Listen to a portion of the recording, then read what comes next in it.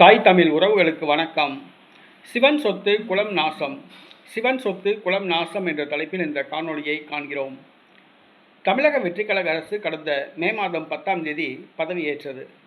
லஞ்சத்தை ஒழித்து விட்டோம், லஞ்சத்தை ஒழித்து விட்டோம் என்று தமிழக வெற்றிக்கழகம் சொல்கிறது. ஆனால் பொதுமக்கள் சொல்லவில்லை. லஞ்சம் ஒழிக்கப்பட்டதாக எந்த ஒரு பப்ளிக்கும் சொல்லலை. நாங்கள் லஞ்சத்தை ஒழிப்போம், தொடர்றதை பார்த்துக்கிட்டு இருக்க மாட்டோம், தொட்டவனை சும்மா விட மாட்டோம் அப்படின்னு டைலாக்லாம் பேசுகிறாங்க. ஆனால் தமிழக வெற்றி கழகமே இன்றைக்கி ஊழல் செய்ய ஆரம்பித்துள்ளது.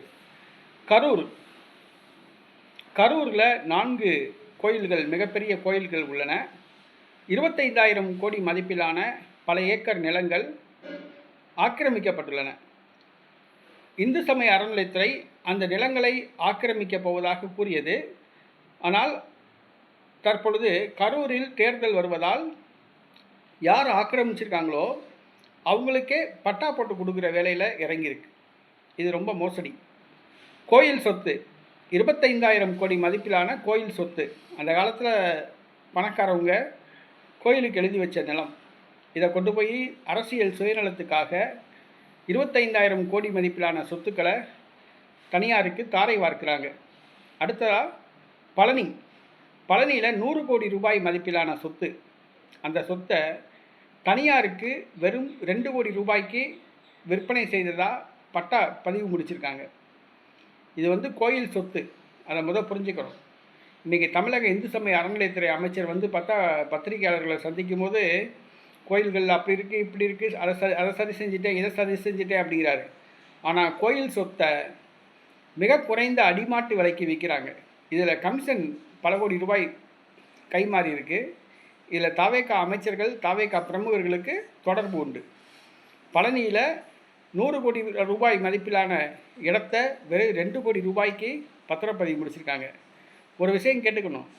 இந்த சொத்து எல்லாமே கோயில் சொத்து, கடவுள் சொத்து. சிவன் சொத்து குலம் நாசம். அதை புரிஞ்சுக்கணும். கோயில் சொத்தை தின்னவே நல்லா இருக்க மாட்டான், நாசமாக தான் போவான். கோயில் காசை தின்னவே நல்லா இருக்க மாட்டான். அதை புரிஞ்சுக்கணும். அவன் குடும்பமே வாரிசு இல்லாமல் போயிடும். அதுதான் உண்மை. இன்றைக்கி கோயில் சொத்தை ஆட்டையை போடுறாங்க. ரொம்ப வேதனையான விஷயம். சிவன் சொத்து குலம் நாசம் என்பதை புரிந்து விடணும். நீங்கள் எந்த சொத்தை ஆட்டையை போடுறீங்கன்னு முதல்ல புரிஞ்சுக்கோங்க. கோயில் சொத்து கண்டிப்பாக சொல்கிறோம். கோயில் சொத்தை ஆட்டையை போட்டவே நல்லாவே இருக்க மாட்டான். இன்றைக்கி தமிழ்நாடு முழுக்க இந்து சமய அறநிலையத்துறைக்கு சொந்தமான நிலங்கள் முறைகேடு பண்ணி, மோசடி பண்ணி தனியாருக்கு மிக குறைந்த விலையில் அடிமாற்றேட்டுக்கு இந்த தமிழக வெற்றிக்கழக அரசு விற்க முடிவு செஞ்சுருக்கு. ரொம்ப வேதனையான விஷயம். இது அனைத்து அரசியல் கட்சி தலைவர்களும் இந்த பிரச்சனையை கையில் எடுக்கணும்.